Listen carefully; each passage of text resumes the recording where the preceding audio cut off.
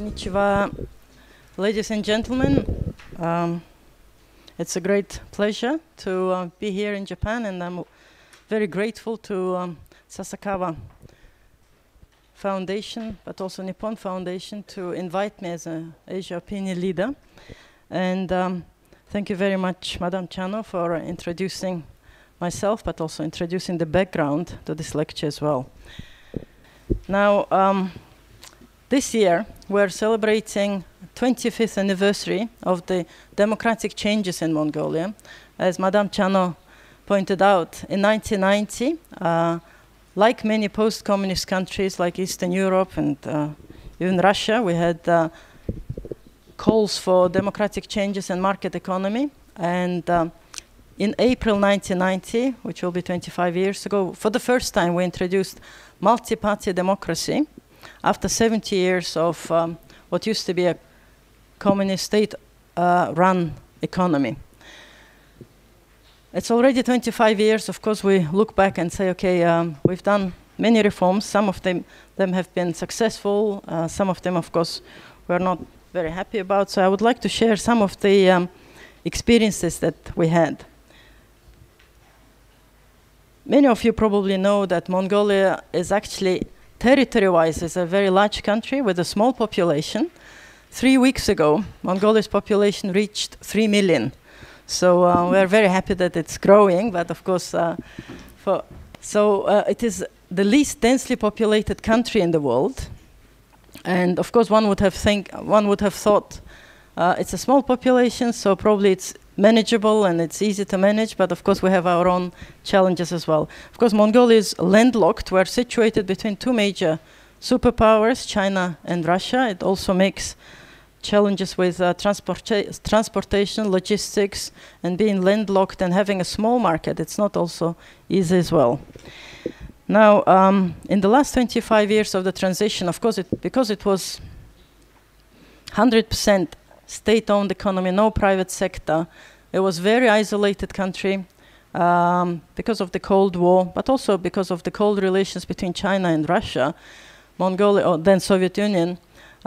Mongolia, for us, for Mongolians, the whole world was only Soviet Union and Eastern Europe. So that was the whole world. Everything else was completely far away and not known to us.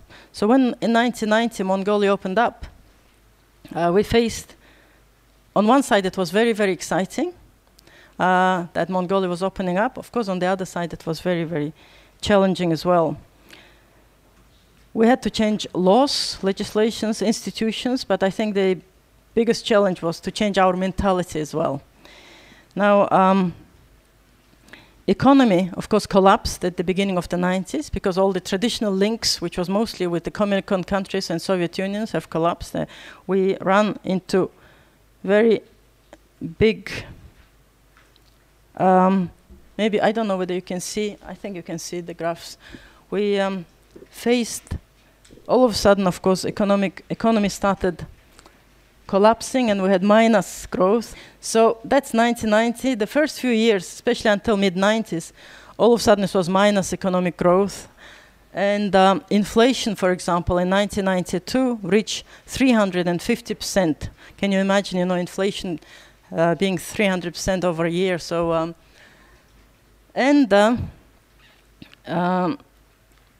we tried to stabilize economy, and we maybe towards the end of the 90s we started growing slowly, but it was a very small, tiny economy. Even in 1998, when I entered the parliament for the first time, our economy was $1 billion economy, and the state budget was about $300 million.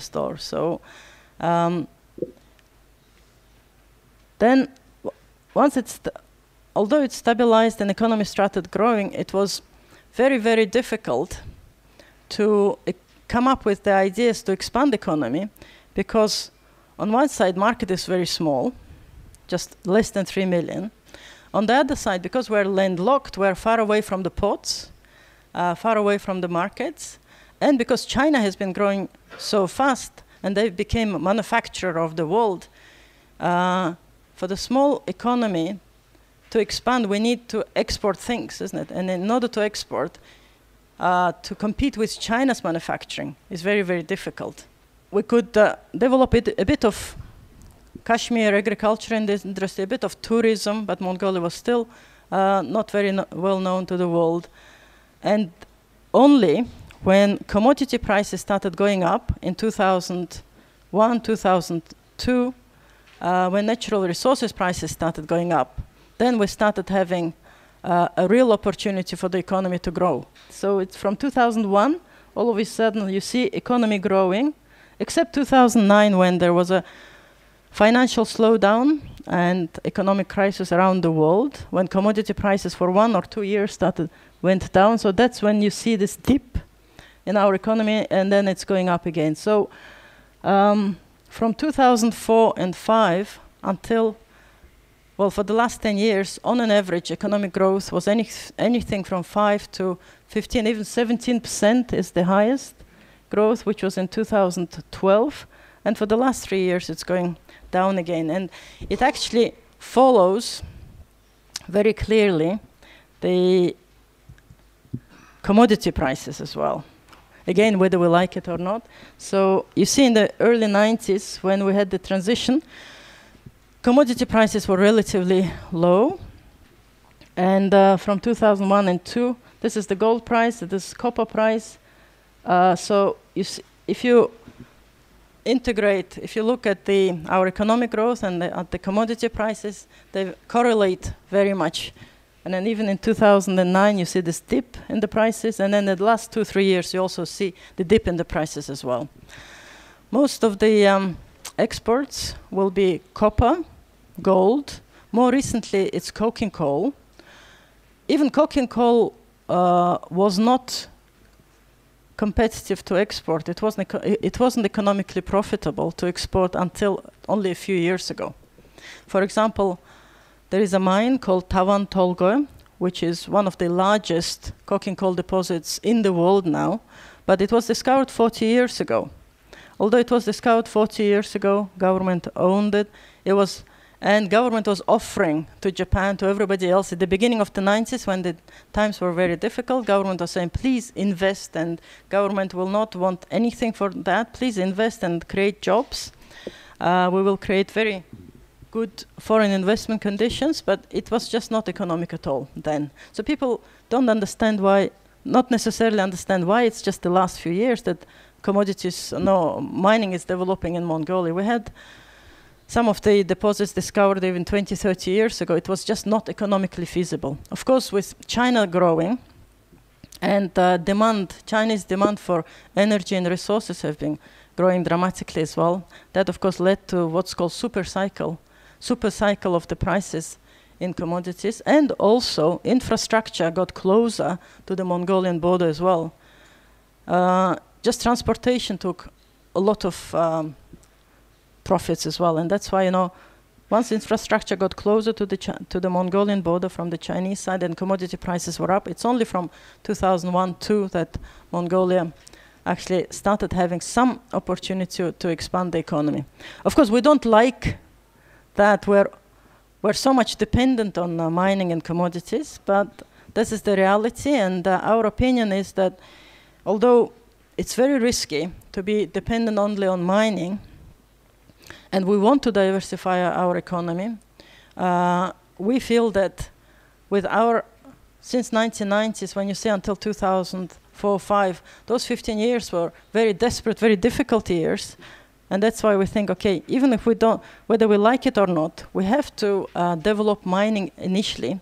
We have to accumulate some income, both for the government, but also for the companies and for the population as well, and then invest the income into health and education and IT and other economic sectors to develop. Although you see very impressive growth figures, as I said, anything from 5 to, so we go back, which is like this, yes. Even though you see very impressive economic growth figures, it doesn't mean that things have been going very well in the last few years. Of course, GDP, which I told you was only $1 billion, maybe in 99, 98, has grown more than 10 times This year's GDP is about 11 billion US dollars. The state budget, which I mentioned was only $300 million, has risen 20 times to about $6 billion.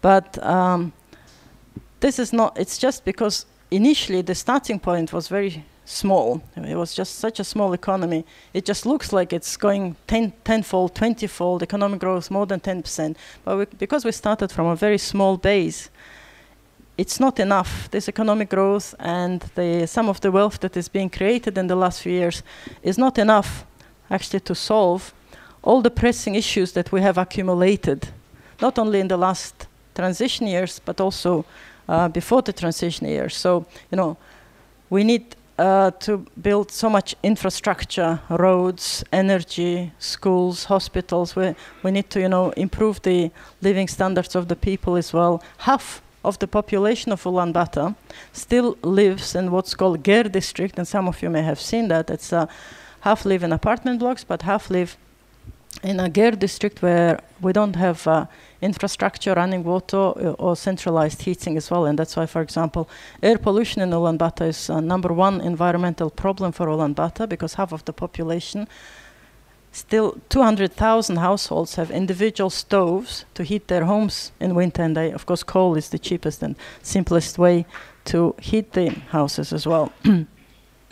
Now, Japan was one of the very early and main partners and supporters of Mongolia from early 1990s. And Japan was the main country that supported and helped Mongolia with this transition, and also helped to raise and mobilize the donor support as well. So Mongolians are very, very grateful actually for Japan and Japanese people's support for this transition. And I'm very happy to announce that last week Mongolia and Japan signed economic partnership agreement, and our Prime Minister Sakhembileg was here on the visit, and then he signed with Prime Minister Shinzo Abe economic partnership agreement.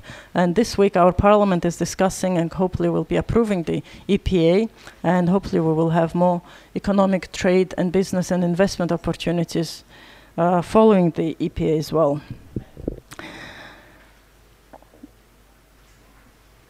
Even with the economic growth, if you ask what is the most pressing issue still Mongolia is facing, it's still, I would say, poverty, income, and jobs as well. This is economic growth. So this is the poverty rates. So you see here 2011, 2012, 2013 figures. So it's gone down from 39% of the population to about 25% of the population, which lives below the minimum living standard, so 1/4 of the population. So with the economic growth, after many years, fortunately, the poverty is going down, but until 2010, 2011, for many years since 1990, the numbers were about 36%. So 1/3 of the population for many years, were under the poverty level. It's just the economic growth is trickling down now to reducing the poverty. Of course, gap between rich and poor is still a problem, but we hope that things will progress as well. So let me just tell you an example of how in transition periods we are learning on mistakes. Mongolia, at the beginning of the 90s, we decided, okay, because we had state-run economy, communism for 70 years, Mongolia opened up, and we decided, of course, it's also many East European countries, as you know, as well. We decided, okay, it has to be, everything should be based on market economy, and we leave the market and capitalism to resolve everything. So we privatized, liberalized, freed everything, and we said, for example, I'm using mining as an example. mining is business as usual. Government will not get involved with mining. Even if we own some of the mining projects, we'll just let it go to private sector. Let the private sector develop, create jobs and pay taxes. And so we created very favorable conditions for foreign investment at the beginning of the 90s. And we said, okay, the whole of Mongolia is open for mining. Anybody who can come, whether it's Mongolian or foreign, first come, first served, you apply for exploration and mining license, and you can just have it.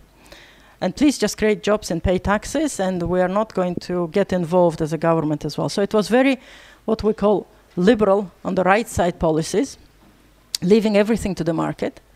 That was in early, mid-90s, late 90s, until 2000, maybe 5, 6, when commodity prices went very high. All of a sudden, we realized 45% of the country was covered by mining and exploration licenses, but we didn't actually demand too much from the investors, whether it's domestic or foreign. They didn't even have to pay high license fees. They didn't have to, investors didn't have to do minimum expenditure on exploration on mining. It was just left to the market. And of course, also, unfortunately, a large number of small-scale, what's called alluvial placer mining, which mostly is in the valleys, was, they're not big mines, they are small mines, but a large number was digged, and environment was not rehabilitated. So of course, you would have a backfire, and both local government, but also politicians and public became more and more unhappy and saying, okay, why is environment is not being rehabilitated? Why most of the, we are not seeing profits coming to the majority of the population? And how come when prices are so high, government is not receiving enough of the taxes? And that's why all of a sudden, having very liberal economic policies, leaving everything to the market, all of a sudden we started moving very much to the left with the policies. What I would call populist and resource nationalist policies. And again, it's not only Mongolia. When commodities prices became crazy, resource-rich countries also many resource-rich countries didn't escape this populist resource nationalist policies like Latin America, but also even in Australia, for example, you would hear some of the rhetoric of super profits tax as well. So Mongolia didn't escape that either. So all of a sudden, you know, I'm a geologist by profession. I worked in the mining industry, so I could see both from that industry side, but also as a politician as well. So all of a sudden, everybody in the politics, but in the public will call, no, we can't leave everything to the market. We need to, government should get involved. Government should have a stake. There should be more government participation. We should increase the taxes. So we moved to calling, you know, for what's called windfall profits tax. So we introduced very high windfall profits tax on copper and gold, on 68%, if prices would be high, from gold and copper projects, we'll ask for 68% high taxes, which was, I think, a bit crazy. And also, the politicians started promising cash from all of a sudden we thought, oh, we're going to become very rich within the next few years because, you know, everybody's interested in mining, commodities, and energy and resources is becoming a big, great game. So we're going, within a few years when economy started growing, more revenue started flowing into economy. There was a lot of interest from investors from 2005, 6, 7. And then when prices were crazy, politicians also became a bit crazy. So they said, okay, we'll promise cash. So for 2008 parliamentary elections, we have two main political parties in the parliament, and I represent a smaller third party. So the main competition between the two political parties was who will promise more cash. So one party promised $1,000 worth of cash to every citizen in the country, and the other party promised, no, we'll promise $1,500 to every citizen. And then the next promise was, oh, we'll give $70 every month to every student. And then the other promise was, no, we'll give $100 to every new child born. The next was, oh no, $500 to every newlywed family. So there was a big competition on populist promises in 2008, which was a big problem, of course, because we could see from 2008 until 2012 elections, although economy was growing, we couldn't deliver, not we, the main parties. I was very honest, and I would say, no, this is not realistic promise. This is very bad for economy. And not that politicians didn't know that it was a bad promise, it's just they couldn't resist, competing with the promises in order to win. So within 4 years, we understood that we can't deliver on promises. So every citizen, on an average, received $500 worth of cash or student scholarships or children's money. But although 100% it was not delivered, we ended up with a lot of loans, debt from those promises. So we created a very nice fund called Human Development Fund, and the idea was to invest into health and education, but we already accumulated now almost $500 million debt in that Human Development Fund because we distributed cash. So that's bad news with our policies, but we also have good news. Good news is that we're learning very fast on the mistakes and repairing those mistakes. It costs us a lot, but for example, windfall profits tax, the 68% profits tax was abolished only 2-3 years later, and it was replaced by so-called sliding royalty. So we had very low, because it was leaving everything to the market, supporting private sector. We went from supporting to not supporting, but then we came up with more clever ideas saying, okay, we shouldn't tax so much, but when prices are high, we'll have slightly higher royalties. When prices are low, we'll have lower royalties. We call it sliding royalties, so it was replaced by sliding royalty tax. Cash handouts no more exist, and even we had to put in legislation before 2012 elections. We put in the election legislation that political parties cannot promise cash.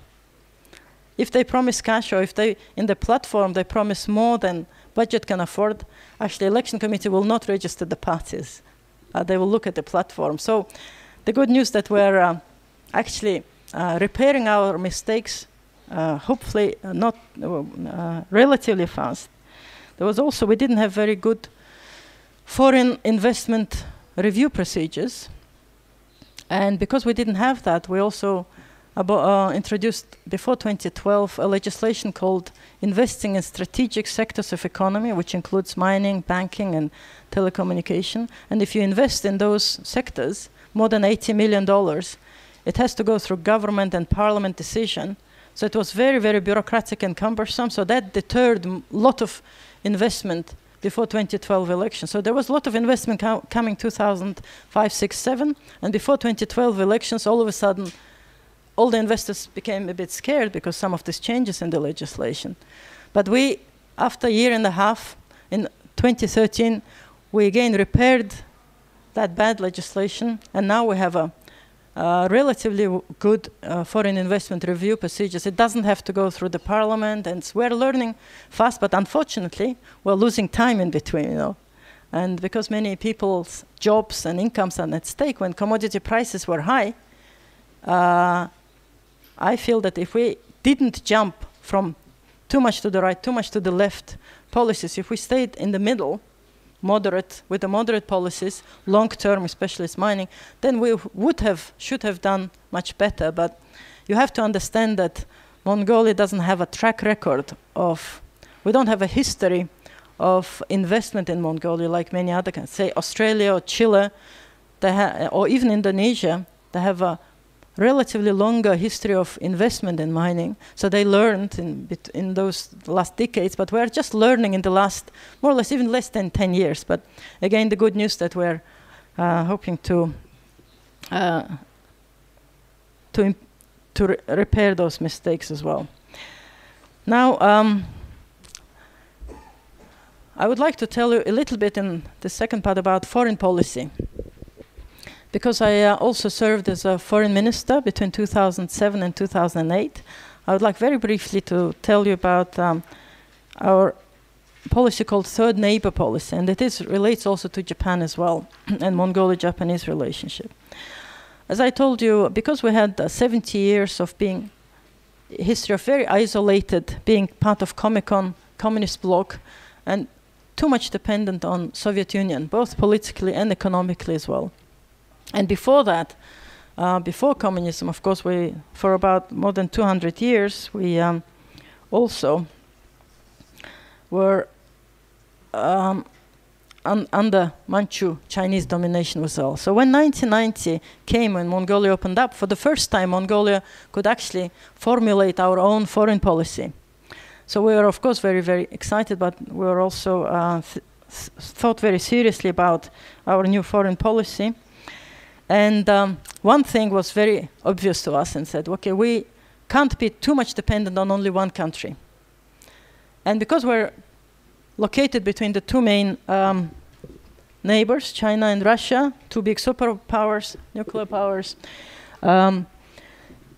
Of course, we have to have very good relations with two countries. So that's very obvious. So we will have very good relations both with China and Russia, but we will balance those relations. We will have, with both, balanced relations, hopefully. We don't have a third neighbor geographically, but we came up with the terminology and the idea of third neighbor. That is, we would proactively seek very good political and economic relations with the leading countries of the East and the West, so that to counterbalance the influence of the two neighbors. Of course, the most natural thing is maybe to sell goods to China and Russia, or to get investment from China, especially with resources and energy. The most of the demand is from China. So, of course, the easiest and simplest thing is that just to sell to China, get investment from China or from Russia. But we would like to have a balance. We understand that it's too risky to be dependent on only one country, and that's why our foreign policy, which was approved, foreign policy concept, which was approved in 1994, also what's called national security concept, and it was upgraded and updated a few years ago, has what's called multi-pillar foreign policy definition, and that we will be proactively seeking very good relations with third neighbors, and Japan is considered one of our best third neighbors in Asia. Of course, United States, European Union, more recently countries like Canada and Australia, because some of the mining investment is there. These are our third neighbors, and as I mentioned, we enjoyed very good relations with Japan, and we have what's called strategic partnership with Japan, and it's only a few countries that we have strategic partnership with, and currently we're in what's called medium-term plan implementation of the strategic partnership 2013-2017. We enjoy also common values, and diplomatic relations were established in 1972, Madame Chano mentioned, and we celebrated recently 2 years ago, 40th anniversary as well. Now, although it's a small country, we decided that we should be also very active on international scene within the United Nations, and that's why, for example, third neighbor, we also consider some of the international organizations as well. And in the last 10 years, we contributed very actively to the peacekeeping operations, and per capita, because it's a small per capita among the per capita contributions, Mongolia is considered one of the highest per capita contributors to peacekeeping operations. We were sending troops to Sudan, Sierra Leone, but also Afghanistan, and we were contributing troops to United Nations PKO as well, and we became very now becoming more experienced in that as well. Now, in Asia, of course, our main objective is to strengthen our position in Asia, especially in Northeast and Central Asia. We would like to contribute also to Northeast Asia dialogue and become an honest facilitator to that.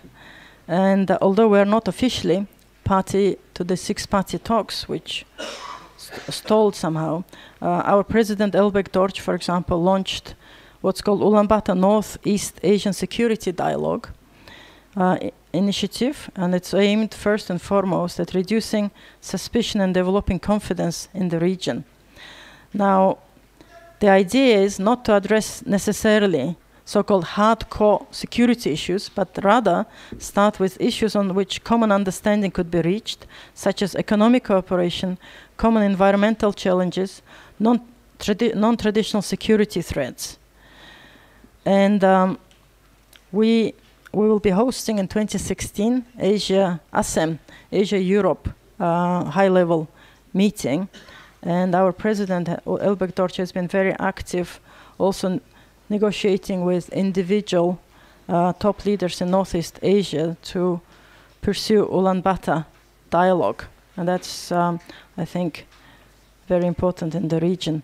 There is one example of also our active foreign policy, and I would like to mention that. It's an example of nuclear weapon-free status. The idea came in 1992.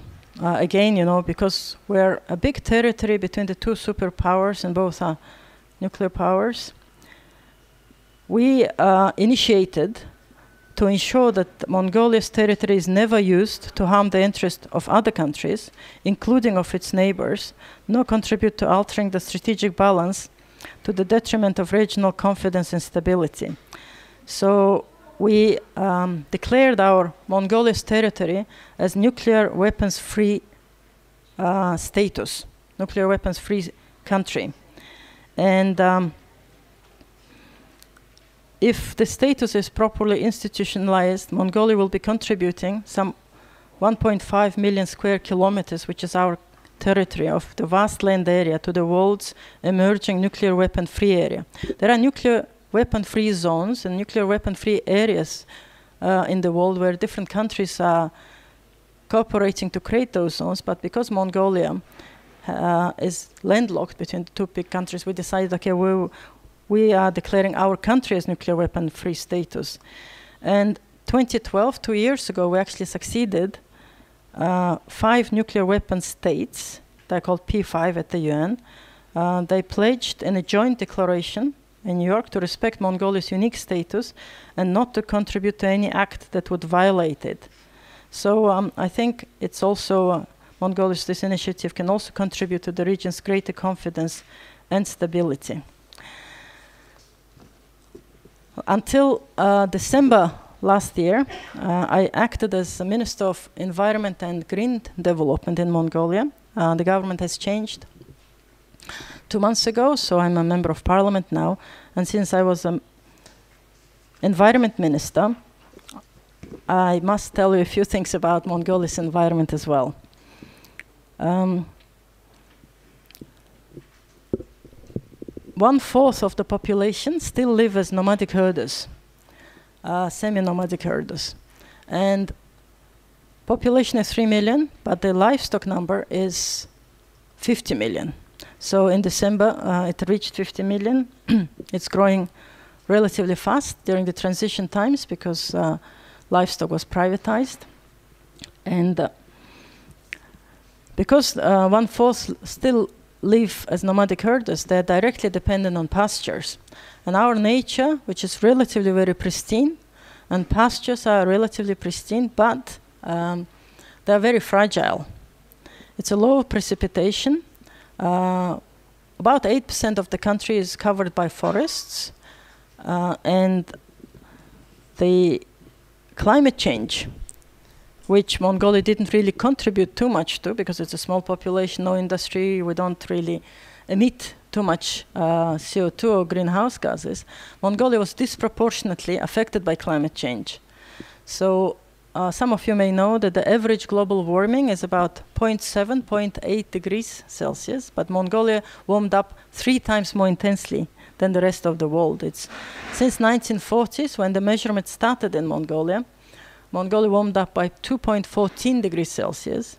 And somebody was asking me, oh, if it's warmer now, it's very cold in Mongolia, so if it's slightly warmer, it's good for you. But actually, it's not true, because it's a very, as you know, ecosystem has to be in balance, and if the balance slightly changes, it creates a lot of negative consequences. So we see drier climate influencing drying up rivers and lakes. Pasture degradation is also going, and then desertification is also progressing. About 40% of glaciers, we have a lot of glaciers, although, well, we have in the northern and also western part high mountain areas, 4,300 meters will be the highest peak. We have a lot of glaciers and permanent snow as well. And about 40% of glaciers and permanent snow has actually melted since 1920s, when also one can compare, you know, some of that as well. And even permafrost has started thawing as well, which is very dangerous as well, because it's maybe potentially will lead to erosion of soil, etc. Although we disproportionately have been affected by climate change, we also don't want to sit idle and complain. Also, we've been undertaking, climate change national program. And last year, I'm proud to say that our Ministry of Environment managed to persuade the Parliament and get what's called Green Development Strategy passed in the Parliament. So the idea is, we don't want to, now that the economy is growing and that we are developing faster than before, we don't want to go old brown way.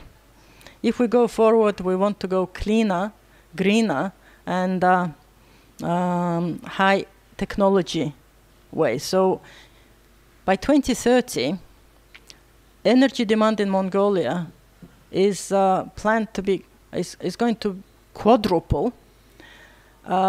If 10 years ago there will be only a few thousand housing apartments being built, last year we built 20,000 housing apartments, and this year's plan is about 30,000 housing. Again, 10 years ago, only maybe dozens of schools, kindergartens and dormitories will be built, and currently there is a demand for 1,100 buildings in the education sector. So, and because it's a very cold climate, heating is a major problem. And because we have so much coal, the easiest way is to produce energy from coal, whether it's a power station or whether heating schools or households. But we don't want to go, you know, this easy, simple, and dirty brown way. So we're conscientiously promoting, for example, renewable energy. About 80% of our energy mix at the current time is from renewable energy. Although coal-produced energy is still cheaper than renewable energy, we have feed-in tariffs. We have a lot of tax benefits and tax holidays for renewable energy producers. We also put zero tariffs on importing renewable energy equipment, and we're trying conscientiously to support, you know, wind, solar, but also hydropower as well. For the first 50 megawatt wind power mill went into operation a year and a half ago, and it's feeding into the Ulaanbaatar electricity grid. And so as part of the green development strategy, we're hoping to work more closely with Japan. And we were the first country to sign bilateral agreement with Japan on low carbon development, what's called bilateral offset crediting mechanism, which is government of Japan will be subsidizing some private sector, Japanese private sector, Mongolian private sector cooperation into low carbon technologies and investment, so that they can compete with brown, high energy, not high, low energy efficiency, obsolete technology. And this morning I had a very interesting meeting at the Ministry of Environment discussing how we can progress that as well. Now, we also decided on an environmental side that we don't have to open the whole country for mining. So I told you that at some point 45% of the country was covered by mining and exploration licenses. Now it's down to less than 10% because we decided we need to get some of the areas under the protection. We need to protect rivers and forests, and so about 17% of the countries are national parks and protected areas. and about 15% are locally protected areas as well. And we are more wisely opening up some areas for mining. We're not just saying, okay, the whole of country is open. We have to be very careful, and I think there is enough potential for 3 million population.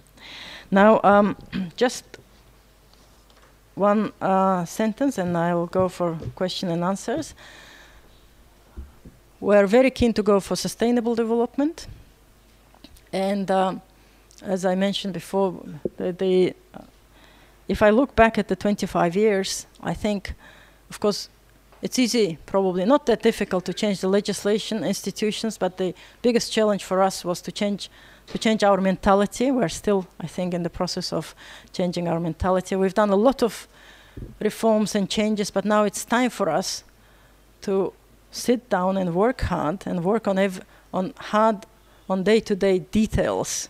Like, I think we can learn a lot from Japanese, how loyally and how hard-working Japanese are on very particular detailed issues. And Genghis Khan's, there is a famous saying with Genghis Khan had when he was conquering the world. It's easy to conquer the world on the horse, but it's much more difficult to get down from the horse and rule the country. So I think with all the reforms and changes, I think it's time for us to sit down and do hard work. And as they say, devil is in detail, so we have to work very hard on improving the livelihood of and living standards of the people as well. And that's the number one objective of us Mongolians, I think. So thank you very much for very patiently listening to me, and I hope that...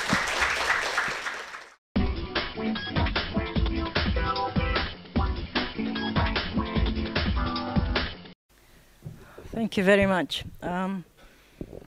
Seki-san, with Japan, of course, we would, for the regional security, we would like to keep as good relationship as possible, like we are enjoying very good relationship. And if Japan can also support our president's initiative on, dialogue in Northeast Asia. Mongolia has very good relations with both China, but also South and North Korea, but also with Japan.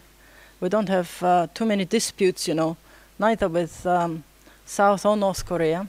And also with Russia, we have very good relationships as well. So we think that we can contribute somewhat to the dialogue between those Northeast Asian countries. And as I mentioned previously, if it's very difficult to have a hardcore issues discussed, between Japan and North Korea, Japan, Korea, or China, we can start with what our president calls 1.5 track, which is maybe not traditional hardcore issues, but maybe issues of environment or other issues of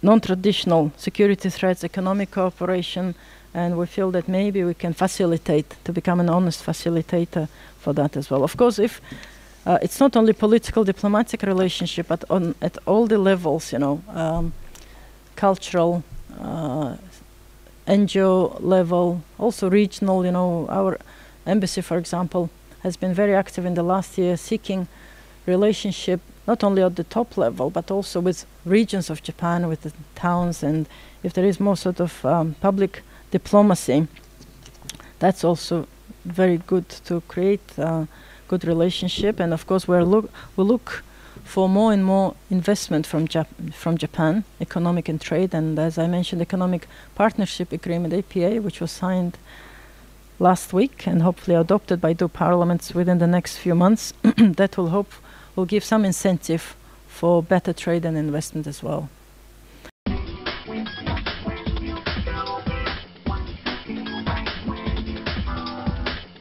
Now, Matsuda-san asked for intergenerational gap, generation gap.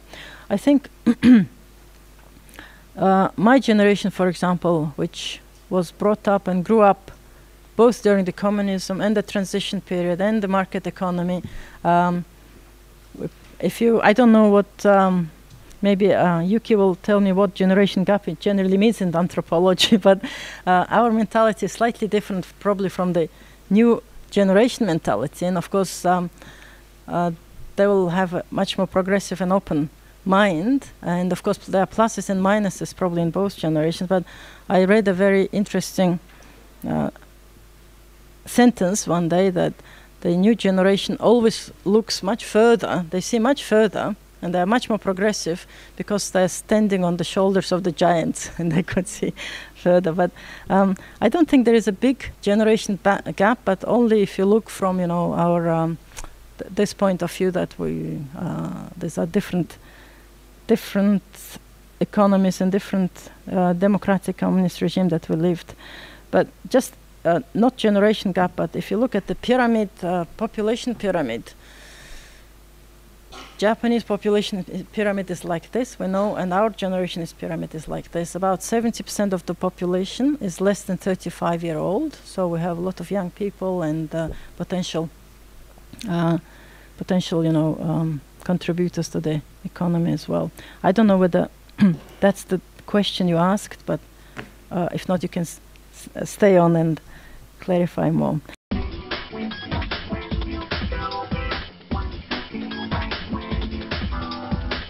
Now, nomadic herders, whether a lot of foreigners also ask whether this traditional semi-nomadic, nomadic livestock herding, traditional way of life is actually contradicting with the market economy. How are they going to survive in the market economy in general? And I think the last 25 years showed that actually nomadic herding can actually survive. Of course, many children of nomadic herders would like to go to Ulaanbaatar. There has been a lot of internal migration from countryside into Ulaanbaatar in the search of new jobs and better health services, better education. But the last 25 years showed actually the number of livestock actually have grown from what used to be 25 million to about 60 million. The prices for cattle, for cashmere, for also agricultural products also going up. And although the infrastructure cost and the distances cause it more difficult for herders, to be more competitive because, you have to pay more prices for petrol and for transportation, etc. I think we would like the nomadic traditions to stay and maybe become even more competitive. And I think one can combine, that with some modern technologies. Most of the nomadic herder families nowadays will have a solar panel and a small wind turbine, and they will have electricity, and many of them will probably have a computer there, and then there is a mobile system across the country, and then they can use mobiles as well. So we hope that they can combine and become more competitive in the market economy. We don't want just to change the traditions and just lose that tradition as well. Thank you.